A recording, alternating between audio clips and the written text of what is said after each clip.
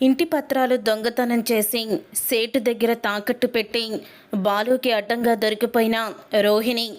అసలు ఇదంతా ఎలా జరగబోతుందనేది ఈ వీడియోలో తెలుసుకుందాం. రోహిణి మనోజ్ ఇద్దరు కూడా విల్లా కొని మోసపోతారు.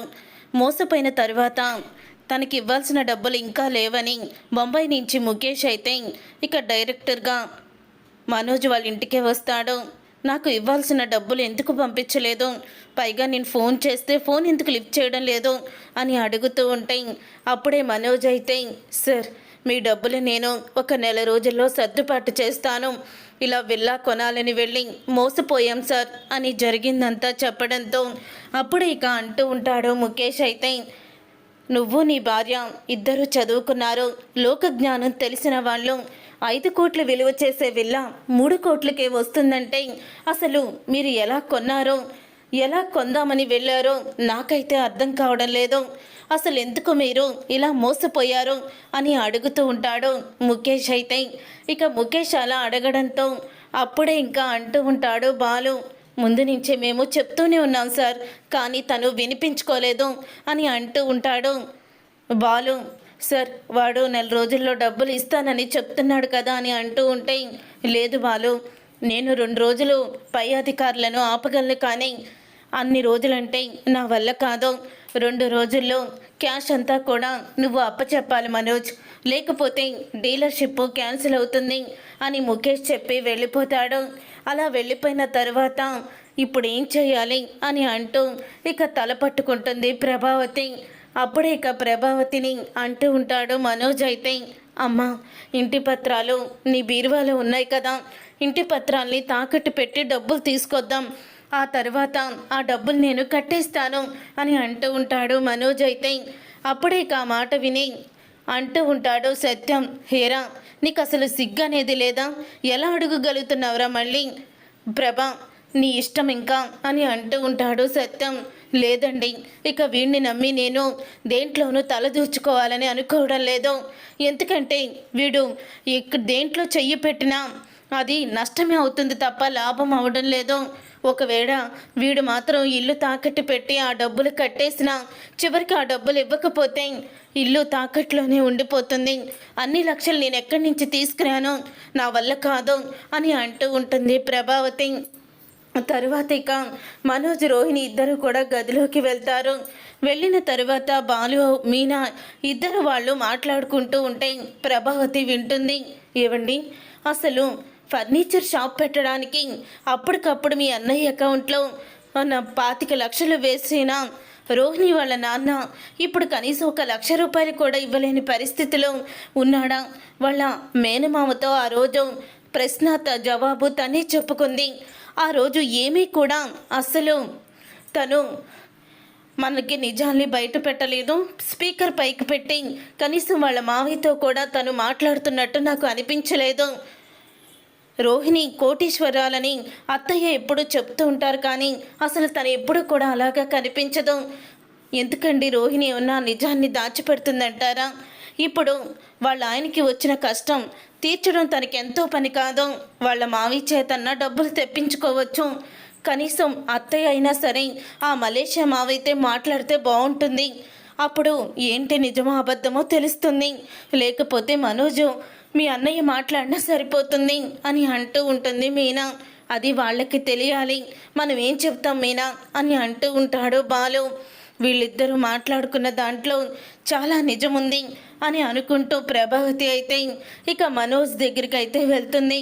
అప్పుడే ఇక మనోజ్ దగ్గరికి వెళ్ళి, రే మనోజ్, ఇల్లు తాకట్టు పెట్టి డబ్బులు ఇవ్వనన్నానని నీకు కోపం రావచ్చు, కానీ మీ మామగారికి బోల్డ్ ఆస్తుందిరా, ఎంత అంతలో నువ్వు ఇప్పుడు కట్టాల్సిన డబ్బు వాళ్ళకి 10,000తో సమానం, వాళ్ళని అడగండి అని అంటూ ఉంటే, మొన్న మీరే విన్నారు కదా అత్తయ్య, మా మావయ్యతో నేను మాట్లాడినప్పుడు పరిస్థితి తెలిసింది కదా, మళ్ళీ ఎలా అడగమంటారు అని రోహిణి అంటూ ఉంటే, ఆ రోజు పరిస్థితి అలా ఉండొచ్చు, మళ్ళీ మారిపోవచ్చు కదా, సరేలే నువ్వు అడగలేకపోతే మీ మావయ్య ఫోన్ నెంబర్ ఇవ్వు, నేను అడుగుతాను అని అంటూ ఉంటుంది ప్రభావతి. ఇక్కడ సిచ్యువేషన్ ఎలా ఉందో ఆయనకి మొత్తం కూడా వివరిస్తాను అని అనడంతో అప్పుడే ఇక ఆ మాట విని షాక్ అయిపోతూ ఉంటుంది రోహిణి అయితే చచ్చాం. ఆ రోజంటే ఏదో కవర్ చేసి మాట్లాడేశాను. ఇప్పుడు అత్తయ్య ఫోన్ ఇమ్మంటున్నారు, ఏం చెయ్యాలి అని ఆలోచిస్తూ ఉంటుంది రోహిణి. అప్పుడే అదేంట్రా మనోజ్ అలా ఆగిపోతున్నావు, నువ్వన్నా తీసుకొని ఫోన్ చెయ్యి అని అంటూ ఉంటుంది ప్రభావతి. అప్పుడే ఇక మనోజ్ అయితే ఇక వెంటనే ఫోన్ అయితే ఇవ్వమని అడుగుతాడు. మీ మావయ్యకి ఫోన్ చేసి ఇవ్వు, నేను మాట్లాడతాను అని అంటూ ఉంటే అప్పుడే ఇక రోహిణి అయితే అది నేను చేస్తాను అని అంటూ ఉంటుంది. నేను ఫోన్ చేసి వస్తాను అని బయటికి వెళ్ళిపోతుంది. అప్పుడే మనోజ్తో ప్రభావతి, రే మనోజ్, ఈసారి మాత్రం రోహిణి చెప్పిన మాటల్ని నమ్మొద్దు. తను మన దగ్గర అబద్ధం చెప్తుంది అనుకుంటున్నాను. వాళ్ళ మావయ్యకి ఫోన్ చేస్తుందో లేదో కూడా తెలియడం లేదు. కాబట్టి ఈసారి మాత్రం గట్టిగా కూర్చో, నేను మాట్లాడతాను అని డబ్బుల గురించి అడుగు అని అంటూ ఉంటే ఇంతలో ఇక లోపలికి వస్తుంది. మావయ్య ఫోను పనిచేయడం లేదు అని అంటూ ఉంటుంది. సరే, ఆ ఫోన్ నెంబర్ నాకు ఇవ్వు అని మనోజ్ అయితే అంటాడు. అప్పుడే ఇక మనోజ్ అలా అన్న తర్వాత, అదేంటి మనోజ్, నా మాట మీద నమ్మకం లేదా? ఫోన్ పనిచేయడం లేదంటే నీకు తెలియడం లేదా అని అంటూ ఉంటుంది రోహిణి. చూడు రోహిణి, నువ్వేం చేస్తావో నాకు తెలీదు. నాకు మాత్రం మొత్తం డబ్బులు 30 లక్షలు కావాలి. మీ మావయ్యని ఎలా అడుగుతావో తెలీదు. లేకపోతే నేనే మలేషియా వెళ్ళొస్తాను. నాకు ఎలాగో పాస్పోర్ట్ వీసా ఉంది. అక్కడికి వెళ్తే ఏదో ఒకటి నాకు దారి దొరుకుతుంది అని అంటూ ఉంటాడు. ఇక మనోజ్ అయితే ఇక ఆ మాట విని ఒక్కసారే షాక్ అయిపోతూ ఉంటుంది రోహిణి. అమ్మో, వీళ్ళ డబ్బులంటూ నా పీక మీద కూర్చున్నారు. ఇప్పుడు ఎలాగైనా సరే ఆ డబ్బులు తీసుకురావాలి అని అనుకుంటూ ఉంటుంది రోహిణి. సరే మనోజ్, నేను ఎలాగైనా సరే 2 రోజుల్లో డబ్బులన్నీ కూడా అరేంజ్ చేస్తాను, నువ్వు కంగారు పడుకో అని అంటూ ఉంటుంది రోహిణి. ఇక ప్రభావతి అయితే మనోజ్ అలా గట్టిగా అడగడంతో రోహిణి అరేంజ్ చేస్తానని చెప్పడంతో ఇక ప్రభావతి అయితే కూల్ అవుతుంది. తను వెళ్ళిపోతుంది. ఉదయం అవ్వంగానే జరిగిందంతా విద్యతో చెప్తుంది రోహిణి. ఇక విద్యతో చెప్పడం అంతే, ఇప్పటికిప్పుడు 30 లక్షలు ఎక్కడి నుంచి తీసుకొస్తావే నువ్వు? అయినా రోజు రోజుకి నువ్వు మరీ ఇదిగా మోసం చేస్తున్నావు అందరినీ. నీకు ఎక్కడి నుంచి వస్తే అన్ని డబ్బులు అని అడుగుతూ ఉంటే ఏదోటి చెయ్యాలి, చెయ్యక తప్పదు అని రోహిణి అంటూ ఉంటుంది. ఇక రోహిణి అయితే ఇంటికి వస్తుంది. ఇంటికి వచ్చిన తర్వాత ఇక ఇంటికి తాళం వేసి ఉండడం చూసి, ఇదేంటి ఇంటికి తాళం వేసింది అని అనుకుంటూ ప్రభావతికి ఫోన్ చేస్తుంది. మేము బయటికి వచ్చాము, అక్కడే చెప్పుల స్టాండ్ దగ్గర కీస్ పెట్టున్నాయి చూసుకో అని అంటూ చెప్తుంది రోహిణికి. అప్పుడే రోహిణి ఆ కీస్ తీసుకొని లోపలికి వెళ్తుంది. వెళ్ళిన తర్వాత రోహిణికి ఒక ఐడియా అయితే వస్తుంది. ఇంట్లో ఎవ్వరు కూడా లేరు కాబట్టి ఇప్పుడే మంచి సమయం అని విద్యాకి ఫోన్ చేస్తుంది. ఇక విద్య ఫోన్ చేస్తే వస్తుంది. అప్పుడే ప్రభావతి లేని టైం చూసి ఇక ఇంతలో రోహిణి అయితే ఇంటి డాక్యుమెంట్స్ని అయితే తీసుకుంటుంది. తీసుకుని వెంటనే విద్య చేత పంపించి, ఇవి వెంటనే నువ్వు కాపీ తీసుకొని రా, డూప్లికేటు. ఒకవేళ నువ్వు వచ్చేసరికి ఇంట్లో ఎవరైనా ఉంటే అవి నాకు ఇచ్చేసి వెళ్ళు అని అంటూ ఉంటుంది రోహిణి. అప్పుడే విద్య బయటికి వెళ్ళిన తర్వాత రోహిణి అయితే త్వరగా ఎవరు రాకుండా విద్య వచ్చేస్తే బాగుండు అని అనుకుంటూ ఉండగా విద్య అయితే తొందరగానే వచ్చేస్తుంది. ఆ డూప్లికేట్ డాక్యుమెంట్స్ని ఇక వెంటనే తనైతే బీరువాలో పెట్టేస్తుంది. ఇప్పుడు ఇంటిని తాకట్టు పెట్టబోతున్నాను, ఆ డూప్లికేట్ డాక్యుమెంట్స్ అని ఎవ్వరికీ తెలీదు, ఎందుకంటే అత్త ఏమి ఆ కాగితాలేమి చూడదు కదా అని అంటూ ఉంటుంది రోహిణి. అది కాదే, రిస్క్ చేస్తున్నావేమో అని విద్య అంటూ ఉంటే, రిస్క్ లేదు ఏమీ లేదు, నువ్వేమీ కంగారు పడుకో అని అంటూ ఉంటుంది. ఇక రోహిణి అయితే విద్యతో ఇద్దరు కూడా ఎవరికైనా తాకట్టు పెట్టేవాళ్ళు ఉంటే వాళ్ళ దగ్గరికి ఇవి తీసుకువెళ్ళాలి, ఎవరైనా ఉండుంటారా అని అడుగుతూ ఉంటే నాకు తెలిసిన అతను ఉన్నాడే అని. ఎప్పుడైతే ఒకప్పుడు ఇల్లు తాకట్టు పెట్టి జైల్లో పెట్టాడు కదా ప్రభావతిని, అతని దగ్గరికి విద్య కూడా తీసుకువెళ్తుంది రోహిణిని. అప్పుడు తాకట్టు పెట్టింది అతని దగ్గర అని రోహిణికి తెలీదు. ఇక వెళ్ళిన తర్వాత మాకు కొంచెం డబ్బులు కావాలండి అని అడుగుతూ ఉంటుంది రోహిణి అతన్ని. అప్పుడే ఏది తాకట్టు పెట్టుకోకుండా నేను డబ్బులు ఇవ్వనమ్మా అని అంటూ ఉంటే, సరేనండి ఇదిగో ఈ ఇంటి పత్రాలు ఇవి తాకట్టు పెట్టుకొని డబ్బులు ఇవ్వండి అని చెప్పి ఇక ఇంటి పత్రాలు అయితే ఇస్తుంది. అలా ఇచ్చిన తర్వాత అప్పుడే ఇక ఇంటి పత్రాలను పిఏకిచ్చి ఇవి ఒరిజినల్లో కాదో చూసి దీనికి ఎంత రేట్ వస్తుందో చెప్పండి అని అతనైతే చూసుకోవడం. తన పిఏ తీసుకువచ్చి, సార్ ఇది చాలా వాల్యుబుల్, వాళ్ళకి ఎంత క్యాష్ అంటే అంత ఇచ్చేయండి అని అంటూ ఉంటుంది. మీకు ఎంత కావాలి దీని మీద అని అడుగుతూ ఉంటే, మాకు 30 లక్షలు కావాలి అని అంటూ ఉంటుంది రోహిణి. ఆ 30 లక్షలు అయితే అతను ఇచ్చేయడంతో తర్వాత రోహిణి ఆ డబ్బులు తీసుకొని ఇక వెళ్ళిపోతుంది. వెళ్ళిపోయిన తర్వాత అప్పుడే ఇంకా అతను ఆ ఇంటి డాక్యుమెంట్స్ ఒకసారి ఇవ్వు అంటూ చూస్తాడు. చూసిన తర్వాత అప్పుడే ఇంకా అది చూసి ఒక్కసారి అతను షాక్ అయిపోతూ ఉంటాడు. ఈ ఇంటి పత్రాలు ఒకప్పుడు బాలు వాళ్ళ అమ్మ తీసుకొచ్చి ఇక్కడే తాకట్టు పెట్టింది, మళ్ళీ ఆ ఇంటి పత్రాలని ఈ అమ్మాయి తీసుకొచ్చి పెట్టిందేంటి? ఈ విషయం ముందే బాలుకి చెప్తాను, లేకపోతే అసలే వాడు కోపిష్టి, ఏదైనా చేసేస్తాడు అని అనుకుంటూ వెంటనే ఆ సేటు అయితే బాలుకి ఫోన్ చేస్తాడు. ఇక బాలుకి ఫోన్ చేయడంతో, ఏంటి ఎందుకు ఫోన్ చేసావని అడుగుతూ ఉంటే, ఒకసారి ఆఫీస్కి రా నీతో మాట్లాడాలి అని సేటు అయితే అంటాడు. అప్పుడే ఇక సేటు అలా అన్న తర్వాత ఇక అంటూ ఉంటుంది. పక్కనే ఉన్న మీనా అయితే అసలు అతను నిన్నెందుకు రమ్మన్నాడో అని అడుగుతూ ఉంటుంది బాలుని. అప్పుడే ఇక బాలు అయితే ఎందుకు రమ్మన్నాడో వెళ్ళొస్తాను అని ఇక బాలు అతని దగ్గరికి అయితే వస్తాడు. వచ్చిన తర్వాత మీ ఇంటిని తాకట్టు పెట్టారే మళ్ళీను అని అడుగుతూ ఉంటే అతను, ఏంటి మీరు చెప్పేది? ఇల్లు తాకట్టు పెట్టడం ఏంటి? మా ఇల్లు తాకట్టు పెట్టాల్సిన అవసరం మాకేమీ రాలేదే అని అడుగుతూ ఉంటే, ఇదిగో మీ ఇంటి పత్రాలు అని ఇంటి పత్రాల్ని చూపిస్తాడు. ఇక ఇంటి పత్రాల్ని చూసి ఒక్కసారి షాక్ అయిపోతూ ఉంటాడు బాలు అయితే. ఇక బాలు షాక్ అయిపోతూ, అవును మా అమ్మ వచ్చి మళ్ళీ ఇంటి పత్రాలు తాకట్టు పెట్టిందా అని అడుగుతూ ఉంటే, లేదు మీ అమ్మ వచ్చి ఇంటి పత్రాలు తాకట్టు పెట్టలేదు, ఎవరో ఒక ఇద్దరు అమ్మాయిలు వచ్చారు, ఈ ఇల్లు తాకట్టు పెట్టి 30 లక్షలు తీసుకువెళ్ళింది అని చెప్తూ ఉంటాడు సేటు అయితే. అప్పుడే ఇక సీసీ కెమెరా చూసిన బాలు, ఈ సీసీ కెమెరా వాళ్ళిద్దరూ పడతారా అని అడుగుతూ ఉంటాడు. అవును పడతారు అని చెప్పగానే అప్పుడే సీసీ కెమెరా మొత్తం వీడియోలు ఓపెన్ చేసి చూపిస్తారు. అప్పుడే రోహిణి విద్య ఇద్దరు కూడా ఇంటి పత్రాలను ఆ సేటుకి ఇచ్చి డబ్బులు తీసుకోవడం అంతా కూడా దాంట్లో ఉంటుంది. అప్పుడే తన ఫోన్లోకి ఆ వీడియోని ఎక్కించుకుంటాడు, ఫార్వర్డ్ చేసుకుంటాడు బాలు. ఇంతలో ఇక రోహిణి అయితే ఇంటికి వెళ్తుంది ఆ డబ్బులు పట్టుకొని. ఇక ఇంటికి వెళ్ళి, అత్తయ్య మనోజ్ అని పిలుస్తుంది. ఏంటమ్మా ఏంటి పిలిచావు అని అడుగుతూ ఉంటే, ఏం లేదు అత్తయ్య, నేను మలేషియా మావయ్యకి ఫోన్ చేశాను, ఆయన నా అకౌంట్లో 30 లక్షలు కొట్టారు, ఇదిగో మనోజ్ 30 లక్షలు వెంటనే ముఖేష్ గారు బాకీ మొత్తం తీర్చేసాయి అని అంటూ ఉంటుంది రోహిణి. అప్పుడే కాదు డబ్బులు చూసి ప్రభావతి అయితే చాలా చాలా ఆనందపడుతూ ఉంటుంది. రే చూసావా నా మంత్రం ఎలా పనిచేసిందో, దెబ్బకి రోహిణి వాళ్ళ మావయ్య చేత 30 లక్షలు కొట్టించుకుంది బ్యాంకులో, ఇక నుంచి మనం ఇలాగే చెయ్యాలి అని మనోజ్తో గుసగుసలాడుతూ ఉంటుంది. ఏంటత్తయ్య మీరిద్దరు మాట్లాడుకుంటున్నారు అని అడుగుతూ ఉంటే, అవునమ్మా నువ్వు కోటీశ్వరాలవి, చిటికేస్తే నీకు అన్ని డబ్బులు కూడా వచ్చేస్తాయి అని అంటూ ఉంటే, అవునత్తయ్య చిటికేస్తే వచ్చేస్తాయి అని అంటూ ఉంటుంది రోహిణి. తర్వాత ఆ డబ్బులు అయితే ఇంకా బ్యాగ్లో పెడుతూ ఉంటాడు మనోజ్ అయితే. ఇక ఇంతలో బాలు అయితే వస్తాడు. ఆగండి ఆగండి ఏంటిదంతా అని అడుగుతూ ఉంటే, రోహిణి వాళ్ళ మేనమామని అడిగి డబ్బులు తీసుకొచ్చింది అని అంటూ ఉంటుంది ప్రభావతి.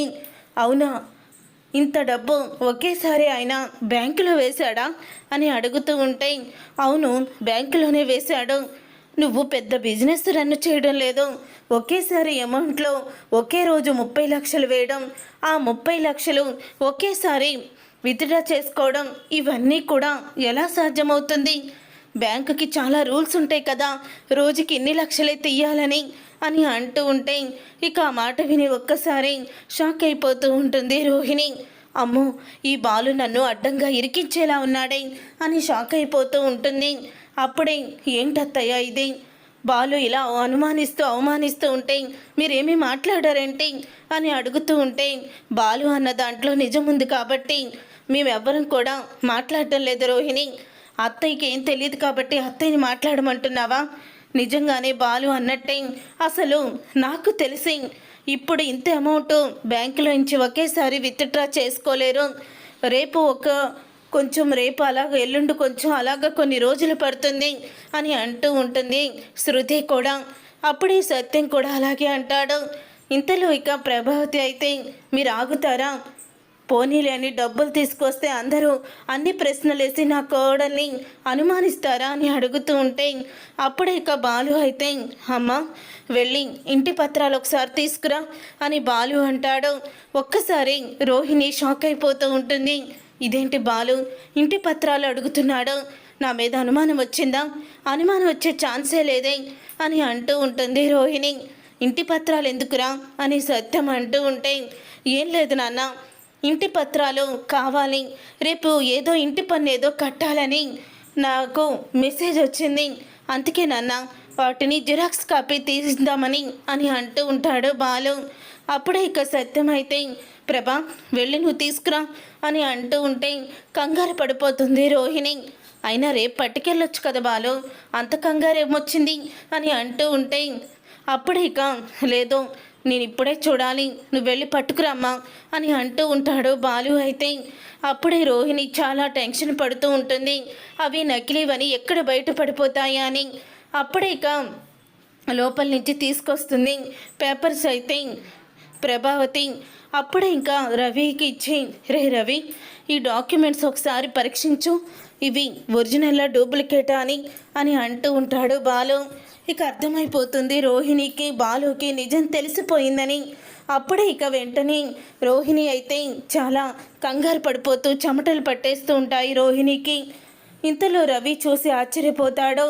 అవునన్నయ్య ఇవి నకిలీవే, ఒరిజినల్వి కాదు అని అనగానే ఒక్కసారి ప్రభావతి ఏం మాట్లాడుతున్నావురా, అసలు నేను బీరువాల నుంచి వాటిని తీయలేదు, అవి నకిలీ ఎలా ఉంటాయి అని అనగానే సేటు దగ్గర అసలు ఇంటి డాక్యుమెంట్స్ అన్నీ కూడా అక్కడ తాకట్లు ఉన్నాయి కాబట్టి ఇక్కడ నకిలీ ఉన్నాయి అని అంటూ ఉంటాడు బాలు. ఏంటి ఇల్లు తాకట్టు పెట్టారా ఆ సేటు దగ్గర ఎవరు అని సత్యం అడుగుతూ ఉంటే, నేను కాదండి అని అంటూ ఉంటుంది ప్రభావతి. నేను కాదు నాన్న అని మనోజ్ అంటాడు. అప్పుడే నాన్నోయ్ అమ్మావతి ఈ లక్షలు మింగేసినోడితో మరో లక్షలు మింగేసిన పార్లమ్మ కూడా ఉంది, వీళ్ళ మావయ్య 30 లక్షలు ఇచ్చి తనకి బ్యాంకులో వేశాడని చెప్తుంది కదా, అవి బ్యాంకులో వేసినవి కాదు నాన్న, మన ఇంటి తాకట్టు పెట్టి ఇంటి డాక్యుమెంట్స్ని తీసుకొచ్చిన డబ్బులు, ఇదే సాక్ష్యమని సీసీటీవీ ఫుటేజ్ని చూపిస్తాడు బాలు. ఇక సీసీటీవీ ఫుటేజ్ని చూసి అందరూ కూడా షాక్ అయిపోతూ ఉంటారు. అప్పుడే ఇక ప్రభావతి అయితే కోపంతో రగిలిపోతూ ఇక రోహిణి చెంప పగలగొడుతుంది. రోహిణి చెంప పగలగొట్టి అంటూ ఉంటుంది, ఏంటిదంతా అని అడుగుతూ ఉంటే, అది అత్తయ్య అది అని తడబడుతూ ఉంటుంది రోహిణి. ఇక తడబడుతూ నిజం చెప్పు ఏంటిదంతా అని అడుగుతూ గట్టిగా అడిగేసరికి, మీరు సడన్గా మా మావయ్యని డబ్బులు అడిగి తీసుకురమ్మన్నారు, నాకేం చెయ్యాలో తెలియలేదు, మా మావయ్య ఫోన్ లిఫ్ట్ చేయలేదు, అందుకని వేరే దారి దొరక్క ఇలా చేయాల్సి వచ్చింది అని రోహిణి అంటూ ఉంటుంది. అప్పుడే ఒక్కసారి మీ మావయ్య ఫోన్ నెంబర్ ఇవ్వు అని అడుగుతూ ఉంటే, అప్పుడే ఇక ఫోన్ నెంబరా అది అని తడబడుతూ ఇక ఫోన్ నెంబర్ అయితే ఇస్తుంది. ఏదో తప్పు నెంబర్ ఇవ్వడంతో ఆ నెంబర్ పనిచేయడం లేదు కదా అని అడుగుతూ ఉంటే, అప్పుడే అంటూ ఉంటాడు బాలు, ముందు నుంచి వాళ్ళ నాన్న ఫోటో కానీ వాళ్ళ నాన్న ఫోన్ నెంబర్ కానీ వీడు వాళ్ళ మావయ్యతో మాట్లాడటం, నువ్వు వాళ్ళ నాన్నతో మాట్లాడడం ఏమీ లేదు, ఎప్పుడు చూసినా ఏదో ఒక సాకు చెప్తూనే ఉంది, అసలు తను మన దగ్గర తను కోటీశ్వరాలు కాదన్న నిజాన్ని దాచిపెడుతుందని నాకు అనుమానంగా ఉంది అని బాలు అయితే అంటూ ఉంటాడు. అదే మాట ఇక సత్యం కూడా అనడంతో ఒకేసారి షాక్ అయిపోతూ ఉంటుంది. ఇక రోహిణి అయితే అప్పుడే ఇక గట్టిగా నిలదీస్తూ ఉంటుంది ప్రభావతి. ఇక రోహిణి అయితే అవునత్తయ్య వీళ్ళు చెప్పింది నిజమే, నేను కోటీశ్వరరాల్ని కాదు అని నిజాన్ని బయట పెట్టేస్తుంది రోహిణి. అది విని ప్రభావతి అందరూ కూడా షాక్ అయిపోతూ ఉంటారు. చూసారుగా ఫ్రెండ్స్, రాబోయే కథలో ఖచ్చితంగా ఇలాగే జరగబోతుంది. మరి ఇలాగే జరగాలని మీరు కోరుకుంటే తప్పకుండా వీడియోనైతే లైక్ చేయండి. మీరు చేసే ఒక్క లైక్ మాకు ఎంతో సపోర్ట్ని, మోటివేషన్ ఇస్తుంది.